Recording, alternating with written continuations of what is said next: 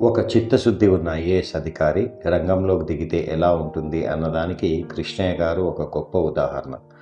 సింగనమల మండలం వెస్ట్ నర్సాపురం పంచాయతీలో ఈ విధంగా ప్లాస్టిక్ వ్యర్థాలను విచ్చలవిడిగా భారీ గుంతలను తోగి ఈ విధంగా అందులో ఈ ప్లాస్టిక్ వ్యర్థాలను వేసి కాలుస్తున్నారని రాత్రి కృష్ణయ్య గారికి తెలియజేస్తే కేవలం 8 గంటల్లో సంబంధిత అధికారులను సైట్ దగ్గరికి పంపించి ఆ వ్యర్థాలందరినీ తీపిచ్చి అంటించిన వాటిని ఆర్పించి అదేవిధంగా ఆ విషవాయువులు చుట్టుపక్కల 1500 కుటుంబాలకి ఏ విధంగానూ హాని కలగకుండా చేసిన మహానుభావుడు కృష్ణయ్య గారు. అదే మన Andhra Pradesh pollution control board chairman. ఈ విధంగా ప్రతి ఒక్క ఐఏఎస్ అధికారి స్పందిస్తే ఎంత బాగుంటుంది.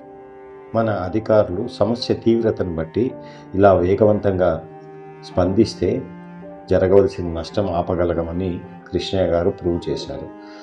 ఈయన చేసిన ఈ గొప్ప కార్యం వల్ల దాదాపు 1500 మంది కుటుంబాలకు విషవాయువుల గుప్పెట్లో వెళ్ళలేదు. అలాగే పంట పొలాలు కాపాడగలిగారు. Hats off Krishnaiah sir.